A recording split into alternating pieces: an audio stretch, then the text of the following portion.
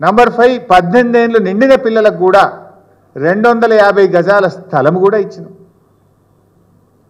5 రకాల బెనిఫిట్ ఇచ్చినాం. ఈయనేమంటుండు double bedroom ఇల్లు ఇచ్చినా 25,000 ఇచ్చినా. ఎవరు కట్టిందా డబుల్ బెడ్రూమ్లు? ఎక్కడియా డబుల్ బెడ్రూమ్లు? నువ్వు ఏడాది అవుతుంది దగ్గర దగ్గర ఒక కిల్లనే కట్టినావు ఈ రాష్ట్రంలో. కేసీఆర్ కట్టించిన డబుల్ బెడ్రూమ్ ఇచ్చి నేను డబుల్ బెడ్రూమ్ ఇచ్చినా అని చెప్తుండే పుణ్యాత్ముడు. యాడికెళ్ళి ఇచ్చినావు? నువ్వు కట్టినావు ఒక కిల్లన్నా? ఒక్కటన్నా కట్టినావా నువ్వు? ఆడ మేము ఇచ్చింది పాత ఇంటికి 2 అంతల నష్టపరిహారం ఇచ్చాము. 1. 2 కుటుంబ యజమానికి 7.5 లక్షల రూపాయల డబ్బు ఉపాధి కోల్పోతున్నందుకు ఇచ్చాము. 18 ఏళ్ళు నిండిన వాళ్లకు 5 లక్షల రూపాయలు ఇచ్చాము. తర్వాత 250 గజాల స్థలంలో అన్ని వసతులతో ఇల్లు కట్టి ఇండ్లల్లోకి 30,000 నుంచి 50,000 రూపాయల ట్రాన్స్పోర్ట్ ఖర్చిచ్చి వాళ్ళని ఇండ్లల్లో దొలిచ్చాము. 18 ఏళ్ళు నిండిన పిల్లలకు కూడా భవిష్యత్తులో ఉపయోగపడుతుందని 250 గజాల స్థలము 5 లక్షల రూపాయలు కూడా ఆ పిల్లలకి ఇచ్చాము. నువ్వేమిచ్చినావు నాయన? కేసీఆర్ కట్టించిన డబుల్ బెడ్రూమ్ ఇండ్ల అపార్ట్మెంట్లో తోలిచ్చినావు నువ్వు అంతే. ఆడ మేము ఇచ్చిన 250 గజాల స్థలంలో కూడా 120లో ఇల్లు కట్టినాం. ముంగట 130 గజాలు ఖాళీ పెట్టినాం. భవిష్యత్తులో అవసరమైతే కట్టుకోవచ్చు అని. అది కూడా పిల్లర్లు పెట్టి అవసరమైతే ఫస్ట్ ఫ్లోర్ సెకండ్ ఫ్లోర్ కట్టుకునేటట్టు కూడా అంత స్టాండర్డ్ స్ట్రక్చర్ పెట్టి కట్టించినాం వాళ్ళకు. నువ్వు ఏమి చేయలే. కేసీఆర్ కట్టించిన డబుల్ బెడ్రూమ్ 150 మందికి ఇచ్చి ఓ డ్రామా నడిపిస్తున్నావు. ఇవన్నీ చేయొద్దా? నది గర్భంలో ఉన్నటువంటి వాళ్ళు తప్పదనుకుంటే ఆ పాతింటికి నువ్వు 2 అంతలు ఇయ్యవా డబ్బు? ఆల్రెడీ నువ్వు కూలగొట్టేసినావు వాటిని. వాటిని కూలగొట్టేసినావు నువ్వు. రేపు ఎట్లా ఏ రకంగా ఆ స్ట్రక్చర్ వాల్యూ చేస్తావు? ఏ రకంగా వాళ్ళకు నువ్వు సాయం చేస్తావు? వాళ్ళను భయపెట్టి ఇక అయిపోతాయి కొన్నే ఉన్నాయి జల్ది ఒప్పుకోండి అని చెప్పి అమాయకులైనటువంటి వాళ్ళను అన్యాయంగా నువ్వు 150 మందిని అక్కడ తీసుకుపోయి ఇవాళ పంపించినావు. ఆ పని చేయి నువ్వు. ఇప్పుడు మల్లన్న సాగర్లో ఒక్కిళ్ళు ఇచ్చిందా నువ్వు అన్నావు. ఇప్పుడు నేను చూపించిన ఇది గృహప్రవేశం ఎంత బాగుంది. 4,000 ఇండ్లు కట్టించినాం.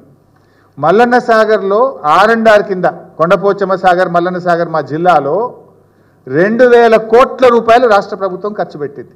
పాత ఇండ్లకు నష్టపరిహారం కానీ, కుటుంబ యజమానికి 7.5 లక్షలు కానీ, 18 ఏళ్ళు నిండిన వాళ్ళకు 5 లక్షలు కానీ, డబుల్ బెడ్రూమ్ ఇల్లు కట్టడం కానీ, ట్రాన్స్పోర్ట్ ఛార్జెస్ తదితర కార్యక్రమాల మీద 2,000 కోట్ల రూపాయలు ఖర్చు పెట్టారు. ఈ మధ్య కొన్ని కోర్టు ఆర్డర్స్ వచ్చినాయి. ఇంట్లో తల్లి ఉంటే 65 ఏళ్ళు నిండిన తల్లి ఉంటే ఆమెకు కూడా ఇవ్వాలని చెప్పి ఈ మధ్య హైకోర్టు ఆర్డర్స్ వచ్చినాయి. కొన్ని పెద్దలుంటే అట్లాంటి ఇంకో 100-200 కోట్లు అవసరం ఉన్నట్టున్నాయి. కొన్ని మిస్సింగ్ ఆడోటి ఈడోటి మిస్ అయితే నువ్వు 200 కోట్లు నిజంగా మల్లన్న సార్ మీద నీ ప్రేమ నిజమైందైతే ఇంకో 200-300 కోట్లు ఇస్తే అందరు అయిపోతారు. మేము 2,000 కోట్లు ఇచ్చినాం. ఓ 4,000 ఇండ్లు కట్టినాం. ఓ 6,000 ప్లాట్లు ఇచ్చినాం. ప్లాట్లు అంటే 18 ఏళ్ళు నిండిన వాళ్ళకు. కొంతమంది మేమే సొంతంగా కట్టుకుంటామంటే ప్లాట్ ఇచ్చి 5 లక్షలు 4,000 డబ్బు ఇచ్చినాం. ఇంకో 200-300 కోట్లు ఏదైనా మిగిలి ఉంటే రండి ముఖ్యమంత్రి గారు 200-300 కోట్లు వాళ్ళకి ఇచ్చి పుణ్యం కట్టుకోండి. కేసీఆర్ 2,000 ఇచ్చిండు, నువ్వు 200 ఇస్తే ఆయనతో అయిపోతుంది. దాని గిట్ట మేము వద్దంటున్నామా? అడ్డం గిట్ట పడుతున్నామా మేము? ఇంకా ఆయన అంటాడు మీరంతా మీకు ఓట్లు వేసిన పాపానికి వాళ్ళని ముంచిండ్రు, గుర్రాలతో దొక్కిచ్చిండ్రు అంటాడు. గుర్రాలతో దొక్కిచ్చే సంస్కృతి కాంగ్రెస్ పార్టీది. నువ్వు గతంలో ఉన్న తెలుగుదేశం పార్టీకి ఉన్న తప్ప మాకు లేదు. ఆశా వర్కర్లను అంగన్వాడీలను అసెంబ్లీ ముందు గుర్రాలతో దొక్కిచ్చి వాటర్ క్యాన్లతో కొట్టించిన చరిత్ర కాంగ్రెస్ పార్టీది. పెంచిన కరెంటు బిల్లులు తగ్గించమంటే గుర్రాలతో తొక్కించిన చరిత్ర నువ్వు గతంలో ఉన్న తెలుగుదేశంది. మమ్మల్ని అంటవేంది నువ్వు? మాకా సంస్కృతి లేదు. ఇలా ఆ ప్రాజెక్టుల్లో 98% మంది స్వచ్ఛందంగా ఈ ప్యాకేజ్ తీసుకొని వాళ్ళందరూ కూడా పోయిండ్రు. ఒక 2% కాంగ్రెస్ పార్టీ నాయకులు కార్యకర్తలు మీరు రెచ్చగొట్టినటువంటి వాళ్ళు ఒక 2% మంది సహకరించకపోతే ఆ 2%కు డబుల్ బెడ్రూమ్ ఇల్లు కట్టి తీసుకుపోయి కొత్తింట్లో వాళ్ళని దించేసి కోట్ల వాళ్ళ డబ్బులు డిపాజిట్ చేసినాం. 98% 99% ఆడ ఒప్పుకున్నారు. 1% ఒప్పుకోకపోతే వాళ్ళను బలవంతంగా తీసుకుపోయి కట్టిన డబుల్ బెడ్రూమ్ ఇంటికాడ ఇడిచిపెట్టి వచ్చిండ్రు. కానీ మూసీలో ఏం జరుగుతుంది? 99% వద్దంటున్నారు, 1% మాత్రమే కావాలంటున్నారు. వాళ్ళు వద్దంటున్నది బఫర్ జోన్లో ఉన్నటువంటి వాళ్ళు అన్యాయంగా మమ్మల్ని తొలగించొద్దు అంటున్నారు. నీ సుందరీకరణ పేరు మీద పేదల ఇండ్లు కూలగొట్టొద్దు అని చెప్పి మాట్లాడుతున్నారు. శత్రుదేశం మీద దాడి చేసినట్టు శనివారాలు ఆదివారాలు బుల్డోజర్లతో దాడి చేయొద్దు అని మాత్రమే వాళ్ళు అంటున్నారు. మీరు గాపం చేయండి. నువ్వు సోనియా గాంధీ గారు మాట్లాడితే సోనియా గాంధీ గారి పేరు తీస్తున్నావు, సంతోషం. వెనకట బలిదేవతన్నావు, ఇప్పుడు దేవత అంటున్నావు, సంతోషం. మరి వారు తెచ్చిన 2013 చట్టాన్ని నది గర్భంలో ఉన్నటువంటి వారికి ఎందుకు ఇస్తలేవు? వాళ్ళకు ఒట్ట ఇల్లు ఇచ్చి 25,000 ఇచ్చి ఎందుకు ఖాళీ చేసి వెళ్ళగొడుతున్నావు? మన రాష్ట్రంలో కేసీఆర్ గారు ప్రభుత్వం అమలు చేసిన R&R చట్టం ఉన్నది కదా. నువ్వు డిపిఆర్ఏ తయారు కాలేదు, నువ్వు నోటిఫికేషనే ఇవ్వలేదు, ఎన్విరాన్మెంట్ క్లియరెన్స్ తీసుకురాలేదు, ఎందుకు ఆగవాగం బుల్డోజర్లతో ఇల్లు కూలగొడుతున్నావు? ఒక ప్రాజెక్టు చేపట్టాలంటే ముందు డిపిఆర్ తయారు కావాలి, ఎన్విరాన్మెంట్ క్లియరెన్స్ తీసుకురావాలి. అంతేకాకుండా ఎవరి అయినా స్ట్రక్చర్స్ కానీ ఇల్లు కానీ భూమి కానీ ఎక్వైర్ చేస్తే పబ్లిక్ నోటిఫికేషన్ ఇవ్వాలి, PNPD ఇవ్వాలి, అబ్జెక్షన్స్ కాల్ ఫర్ చేయాలి. There is a lay down procedure. A procedure లేకుండా భయభ్రాంతులకు గురి చేసి చేస్తున్నారు. మేము మొన్న మూసీ ప్రాంతానికి వెళ్ళినప్పుడు వాళ్ళు ఏం చెప్పిండ్రు? పోయి రెడ్ మార్క్ గుద్దుతున్నారు వాళ్ళ ఇంటి మీద, ఎంక్రోచర్ అంటే. ఎంక్రోచర్ అని మా మీద ముద్ర వేస్తే మా కుటుంబం అవమానం పాలవుతుంది, మేము నిద్ర పట్టలేదు, మమ్మల్ని ఎంక్రోచర్గా ఏ రకంగా ముద్ర వేస్తారని వాళ్ళు బాధపడుతున్నారు. They are not the encroachers. Government layout approval ఇచ్చింది, గవర్నమెంట్ మున్సిపల్ పర్మిషన్ ఇచ్చింది, గవర్నమెంట్ యూసీ ఇచ్చింది, రిజిస్ట్రేషన్ చేసింది, నల్లా కనెక్షన్ ఇచ్చింది, కరెంటు కనెక్షన్ ఇచ్చింది, మున్సిపల్ ట్యాక్స్ కట్టించుకున్నది. మేమెట్లా ఎంక్రోచర్లు అవుతామో అని వాళ్ళు బాధపడుతున్నారు. వాళ్ళు కాదు కదా encroachers. You are the encroacher, you are encroaching into their property. నువ్వు అన్యాయంగా అక్రమంగా అధికారాన్ని అడ్డం పెట్టుకొని పోలీసులను అడ్డం పెట్టుకొని నువ్వు ఎంక్రోచ్ అవుతున్నావు. వాళ్ళు చెప్పారు, ఒక MRO గారు అన్నారట, ముద్ర కొడుతుంటే ఎట్లా కొడతారని చెప్పి వాళ్ళు వాదిస్తే, మీరు సహకరించకపోతే శనివారం హైడ్రా వస్తుంది అని బెదిరిస్తున్నారు వాళ్ళని. హైడ్రా వస్తుంది అట శనివారం నాడు. శనివారం ఎందుకు వస్తుంది? హైడ్రా ఎందుకు వస్తుంది? వాళ్ళ పట్టా భూమిని వాళ్ళు కొనుక్కున్న రూపాయి జమ చేసి చెమట చుక్కలతో కష్టార్జితంతో కొనుక్కున్న భూమిని అన్యాయంగా లాక్కునే హక్కు నీకెక్కడిది? నిజంగా నువ్వు మూసీని అభివృద్ధి చేస్తా, మూసీని శుద్ధి చేస్తా అంటే దానికి ఎవరు వ్యతిరేకం కాదు. ఆ పని బీఆర్ఎస్ ఎప్పుడో ప్రారంభించింది. నువ్వు చేయి. మొత్తం మూసీ పరివాహక ప్రాంతంలో ఉన్న కాలుష్య పరిశ్రమలన్నింటినీ కూడా ఫార్మా సిటీకి తీసుకుపో. నీ 4th సిటీ దుకాణం బంద్ పెట్టు. 4th సిటీ మీద కూడా డబుల్ డ్రామా. హైకోర్టులోనేమో ఫార్మా సిటీ కొనసాగుతుంది అంటాడు. రోజు స్టేట్మెంట్లు ఏమొస్తాయి? 4th సిటీలో గాల్ఫ్ కోర్సు, 4th సిటీలో రేస్ కోర్సు, 4th సిటీలో హెల్త్ సిటీ, ఏదో స్పోర్ట్స్ యూనివర్సిటీ. ఎక్కడిది 4th సిటీ? గాలి ఉందా? యాడుంది 4th సిటీ? ఏ భూమిలో 4th సిటీ పెడతావు? హైకోర్టులో ఫార్మా సిటీ కొనసాగుతుంది అంటావు, రోజుకో స్టేట్మెంట్ 4th సిటీలో పెడుతున్నా అంటావు. ఎవరిని బ్లఫ్ చేస్తున్నావు? ఎవరిని మోసం చేస్తున్నావు? రేపు నిజంగా మూసీలోకి మురికి నీరు పోవద్దు, ఎఫ్లుయెంట్ ట్రీట్మెంట్ మన ఈ నీళ్లు పోవద్దంటే, కాలుష్య కారితమైనటువంటి నీళ్ళు అందుకు పోవద్దంటే, ఈ పరిశ్రమలన్నీ కూడా ఫార్మా సిటీకి షిఫ్ట్ అయితే నిజంగా మూసీ సుందరీకరణ జరుగుతుంది. నువ్వు 4th సిటీని రియల్ ఎస్టేట్ చేస్తూ, ఫార్మా సిటీని 4th సిటీ పేరు మీద రియల్ ఎస్టేట్ చేస్తూ నువ్వు రేపు ఈ పరిశ్రమలు ఇక్కడనే కొనసాగితే మూసీ ఎట్లా శుద్ధి అవుతుంది? హుస్సేన్ సాగర్ నిండా ఇండస్ట్రియల్ ఎఫ్లుయెన్స్ లేదా?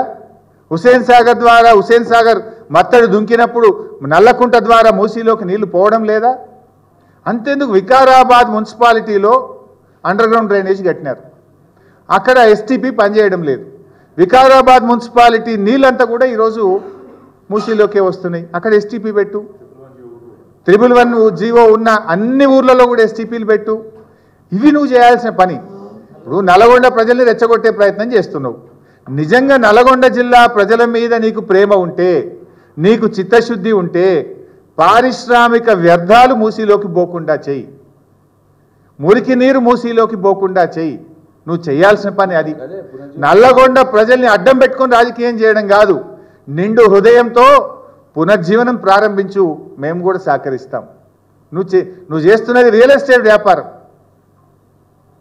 నిజంగా పునర్జీవనం అంటే ఏంటి? కేసీఆర్ గారు 1100 కోట్లతోని గోదావరి నీళ్లను మూసీలోకి తెచ్చేటట్టు డిపిఆర్ రెడీ ఉంది. కేంద్ర ప్రభుత్వ సంస్థ వ్యాప్కోస్ ఇచ్చింది, దాన్ని చేయి. STPలు పెట్టు, ఇండస్ట్రీస్ను తరలించు ఫార్మా సిటీకి. You do that. కానీ నువ్వు అది ఏది చేయకుండా ఈ రియల్ ఎస్టేట్ వ్యాపారం చేస్తా అంటే దానికి మేము వ్యతిరేకం. ఇలా బీఆర్ఎస్ పార్టీ అనేటువంటిది మూసీ పునర్జీవనానికి వ్యతిరేకం కాదు. మూసీని ప్రారంభించిందే బీఆర్ఎస్ పార్టీ.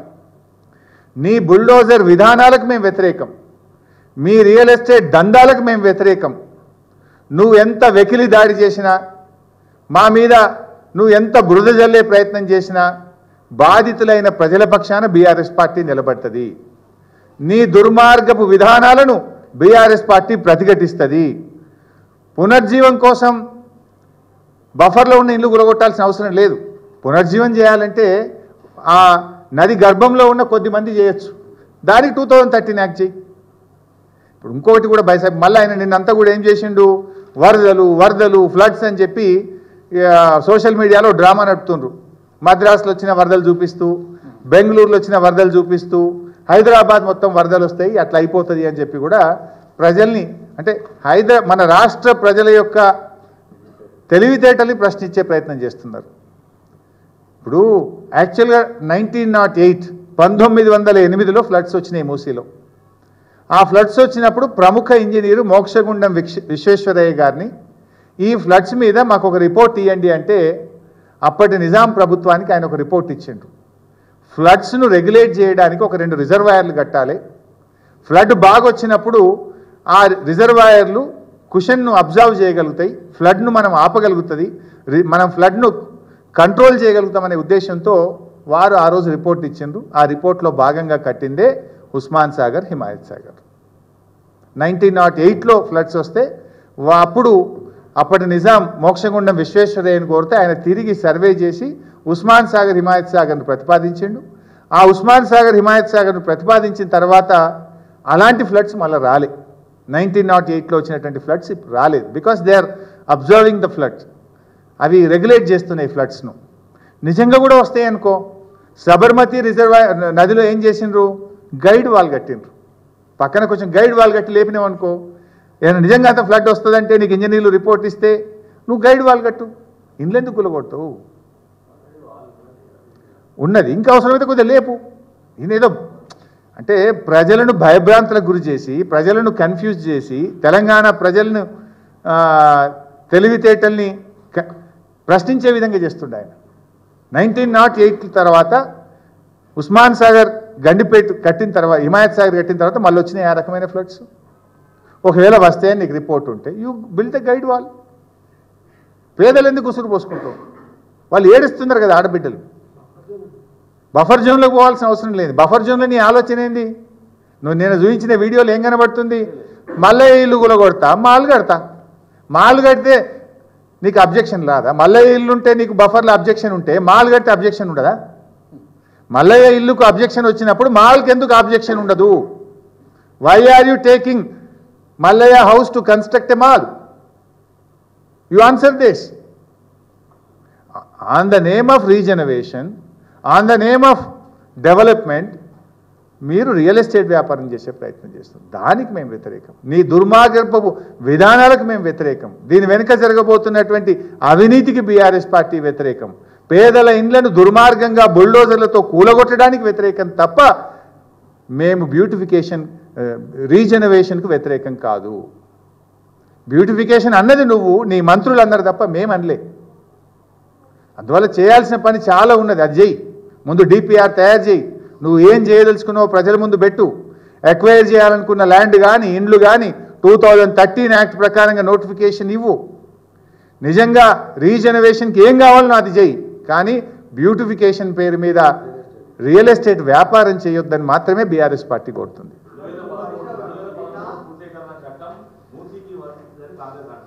ఎందుకు వర్తించదు? ఎనీ ప్రాజెక్ట్, ఏ రకమైన ప్రాజెక్ట్ అయినా, పేదల ఇండ్లు సేకరించిన, భూమి సేకరించిన, ఒక పెద్ద ప్రాజెక్టు తీసుకున్నప్పుడు మీకు అంతెందుకు బైసాబ్, ఒక అపార్ట్మెంట్ కడతారా పెద్దది, 30 స్టోరీలు 20 స్టోరీలు, దానికే కావాలి పర్మిషన్. దానికి కూడా ఎన్విరాన్మెంట్ క్లియరెన్స్ కావాలి. ఒక చిన్న గేటెడ్ కమ్యూనిటీ కడితే కూడా ఎన్విరాన్మెంట్ క్లియరెన్స్ తెచ్చుకుంటారు. ఒక ఇండివిజువల్ బిల్డర్ అపార్ట్మెంట్ కడితే కూడా ఎన్విరాన్మెంట్ క్లియరెన్స్ తెచ్చుకుంటారు. నువ్వు ఇండ్లు కూలగొట్టి మాల్స్ కడతా అంటే దీనికి ఎన్విరాన్మెంట్ క్లియరెన్స్ రాలేదంటే అన్న కాంగ్రెస్ నాయకుడి తెలివితేటలకు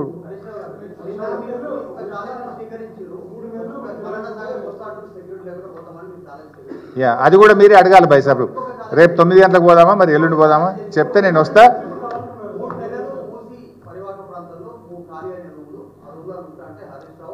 దేనికి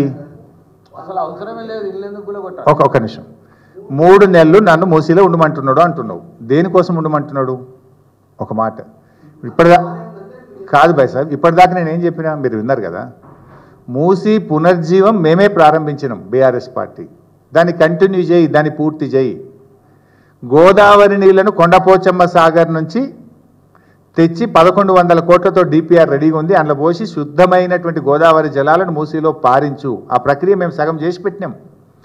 కాళేశ్వరం నీళ్ళు కొండపోచమ్మ సాగర్ దాకా తెచ్చినాం కదా, హైదరాబాద్ దగ్గర దాకా. జస్ట్ హైదరాబాద్ దగ్గర ఉన్నాయి 30 కిలోమీటర్ల దూరంలో ఉంది కొండపోచమ్మ. ఆడ నువ్వు 1100 కోట్లు ఖర్చు పెట్టి ముత్తంగి కాడ పైప్ లైన్ నీళ్లు వదిలిపెడితే అది 2 చెరువులను దాటి ఉస్మాన్ సాగర్లకు, అక్కడి నుంచి హిమాయత్ సాగర్, అక్కడి నుంచి మూసీలకు వస్తుంది. ఆ పని చేస్తే అయిపోయాయి కదా. We are 1 minute, let me answer. We are not against Musi. అసలు మూసీని ఛాంపియన్సే మేము. మూసీని స్టార్ట్ చేసిందే కేసీఆర్. కేటీఆర్ గారు మున్సిపల్ మంత్రిగా 31 STPలను 2800 కోట్ల రూపాయలు ఖర్చు పెట్టి స్టార్ట్ చేసిందే బీఆర్ఎస్. 1100 కోట్లతో డిపిఆర్ మా గవర్నమెంట్లోనే కేంద్ర ప్రభుత్వ సంస్థ వ్యాప్కోస్ రెడీ చేసింది. That means we started the program. ఒకటి సరే, నన్ను ఉండమంటున్నావు, నాకు ఉండడానికి అభ్యంతరం లేదు. దేనికోసం ఉండమంటున్నావు? ఇప్పుడు మేము అంటున్న టార్గెట్ ఏంది? మూసీ పునర్జీవం జరగాలి, మూసీలో నీళ్లు స్వచ్ఛమైన నీళ్లు రావాలి, ఇండస్ట్రీస్ అన్ని షిఫ్ట్ కావాలి, ఎఫ్లుయెంట్ ట్రీట్మెంట్ ప్లాంట్ పెట్టాలి, మురికి నీరు రాకుండా చెయ్యాలి, గోదావరి జలాలు తేవాలని మేమే అంటున్నాం కదా. అయినా మేము అంటున్నది ఏంటి? ఇప్పుడు దేనికి వ్యతిరేకం అంటున్నాం? నది గర్భంలో ఉన్న వాళ్ళకు 2013 యాక్ట్ మేము ఇచ్చినట్టు పాత ఇంటికి డబుల్ నష్టపరిహారమి, ఇంటి యజమానికి 7,50,000, 18 ఏళ్ళు నిండిన వాళ్ళకు 5 లక్షలు హౌస్ సైట్ ఇయ్యి, డబుల్ బెడ్రూమ్ ఇల్లు 250 గజాల స్థలంలో గచ్చిబౌలిలో కట్టి. నాకు గచ్చిబౌలి ఆడ ఉంది, ల్యాండ్ కూడా ఉంది. నేను సర్వే నెంబర్ చెప్తా. ఈ మధ్య మనం ఒక కేసు గెలిచినాం. ఏ కేసు? ఐఎంజీ స్పోర్ట్స్ సంబంధించిన ల్యాండ్ మనం గెలిచినాం. గచ్చిబౌలిలో 450 ఎకరాలు వచ్చింది. ఆ నది గర్భంలో మురికిలో నివసిస్తున్న వాళ్ళని మాత్రమే తీయమంటున్నాం కదా. వాళ్ళని మంచిగా గచ్చిబౌలు ఇద్దాం పట్టు. 450 ఎకరాల ల్యాండ్ వచ్చింది. ఇప్పుడు కేసీఆర్ గారు మంచిగా గజ్వేల్ పట్టణ నడిబొడ్డున వాళ్ళకి డబుల్ బెడ్రూమ్ ఇల్లు కట్టించిండు. మూసి నది గర్భంలో మురికిలో ఉన్న వాళ్లకు గచ్చిబౌలిలో డబుల్ బెడ్రూమ్ ఇల్లు కట్టియ్యి, అభినందిస్తాం. 450 ఎకరాల ల్యాండ్ మొన్ననే సుప్రీంకోర్టులో గెలిచినాం. Let us give them each 250 yards. ఇంటి యజమానికి 250, 18 ఏళ్ళు నిండిన వాళ్ళకి 250 ఇచ్చి గచ్చిబౌలిలో కట్టి మంచిగా కేసీఆర్ కట్టించినట్టు వి అప్రిషియేట్. ఒక నిమిషం, లెట్ మీ ఫినిష్. దీన్ని మేము కాదంటలేం కదా. మేము అన్నది ఏది వద్దంటున్నాం? మలే ఇల్లు గులగొట్టి మాల్ గట్టకు, బఫర్లో ఉన్న వాళ్ళు ఇల్లు గులగొట్టద్దు అని మేము అంటున్నాం. ఆ బఫర్లో ఉన్న ప్రజలందరూ మా తెలంగాణ భవన్కి వచ్చి మమ్మల్ని రమ్మని ఆహ్వానిస్తే నేను వెళ్ళాను, కేటీఆర్ గారు వెళ్ళారు, మా పార్టీ ఎమ్మెల్యేలందరూ వెళ్ళారు. ఆ 2 మంటే నేను రెడీ. ఒకవేళ ఆ బఫర్లో ఉన్న ప్రజల్ని నువ్వు కూలగొట్టడానికి నేను ఉండడమే 3 నెలలు హరీష్ రావు ఉండడం వల్ల కొన్ని వేల మంది ప్రజలకు లాభం అయిద్దంటే నేను పోయి ఉంటా. నాకు తెలిసి మా ఆంధ్రజ్యోతి ఎడిటర్ కె శ్రీనివాస్ గారు కూడా బఫర్లోనే ఉన్నారు. మీలో కొంతమంది జర్నలిస్టులు కూడా బఫర్లోనే ఉన్నారు. గంటా చక్రపాణి మాజీ పబ్లిక్ సర్వీస్ కమిషన్ చైర్మన్ కూడా బఫర్లోనే ఉన్నారు. జూపల్లి కృష్ణారావు గారు మా మిత్రుడు అంటుండే, ఆయన ఇల్లు కూడా బఫర్లోనే ఉందట. మరి జూపల్లి కృష్ణారావు ఉండగలిగినప్పుడు నేను ఉండలేనా ఏమి? అయినా ఇంకోటి, నేను ఏడుండమన్నా ఉంటాను. నేను ఉద్యమకారుణ్ణి. నిజంగా ఓ 10,000 కుటుంబాలకు మేలైద్దంటే 10,000 కుటుంబాల ఇల్లు కూలిపోకుండా కాపాడగలుగుతా. నేను 3 నెలలు ఆడు ఉండను, 3 కాదు 4 నెలలు ఉంటా బైసా. 10,000 కుటుంబాలకు మేలైద్దంటే 3 నెలలు ఎందుకు కర్మ? 4 నెలలు ఉంటా. 10,000 కుటుంబాల కళ్ళల్లో సంతోషం, వాళ్ళ ఆనందం కోసం 3 నెలలు కాదు 4 నెలలు ఉండడానికి కూడా హరీష్ రావు తయారున్నాడు. అరే బైసాబ్, నేను 15 రోజుల కిందనే ఆల్ పార్టీ పెట్టుకొని అడిగిన, ఇంకా పెట్టలే ఆయన. ఇంకెప్పుడు సలహాలు తీసుకుంటావు? ఈ ముచ్చట ఈ నిన్నేదో డైలాగ్ కొట్టిండు, కానీ ఈ మాట మీరే సాక్ష్యం కదా. ఇదే భవన్లో నేను ప్రెస్ మీట్ పెట్టి నువ్వు ఆల్ పార్టీ మీటింగ్ పెట్టి నాయనా అని చెప్పి నేను 20 రోజుల కిందనే చెప్పిన. అరే మీటింగ్ పెట్టమని రాదే, మీ సమక్షంలో చెప్తాం. ఇప్పుడు ఇవన్నీ చెప్పనే చెప్తే, ఇప్పుడు సగం సలహాలు ప్రెస్ మీట్లో చెప్పనే చెప్తాయి. ఇవన్నీ బ్లాక్మెయిల్ రాజకీయాలు, అసలు విషయం మాట్లాడవా నాయన అంటే ఇవన్నీ ఇప్పుడు మా సలహాలు సూచనలు మూసీ మీద రియల్ ఎస్టేట్ వ్యాపారం చేస్తే ఇయ్యం. మూసీ మీద ప్రజల్ని కాపాడడానికి, మూసీని పునర్జీవించడానికి, మూసీలో గోదావరి నీళ్లు ప్రవహించి నల్గొండ జిల్లా ప్రజలకు స్వచ్ఛమైన గోదావరి నీళ్లు పోవడానికి సలహాలు ఇస్తాం.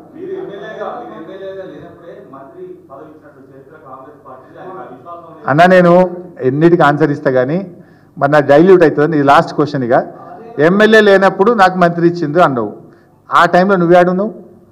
బీఆర్ఎస్ పార్టీలో నా శిష్యుని కింద నువ్వు. నేను మంత్రి అయినాడు నా కారు ముంగట నాతో పాటు డ్యాన్స్ చేసినావు నువ్వు. నేను మంత్రి పదవికి రాజీనామా చేసినప్పుడు గన్ పార్క్ దగ్గర నా వెనక నిలబడి నువ్వు చిన్నగా ఉంటావు కనుక నిక్కి టీవీలో కనబడేందుకు చూసినోని నువ్వు. మరి మా బీఆర్ఎస్ పొత్తుతోనే నువ్వు మొదటిసారి ఎమ్మెల్యే అయినావు. నీకు కృతజ్ఞత ఉన్నదా బీఆర్ఎస్ పార్టీ మీద? అసలు కాంగ్రెస్ గురించి నీకు మాట్లాడిన ఐదుకి ఎక్కడదే? సోనియా గాంధీ బలిదేవత 1000 మందిని చంపింది అన్న నువ్వు పోయి ఇలా కాంగ్రెస్ గురించి మాట్లాడబట్టివి. Thank you.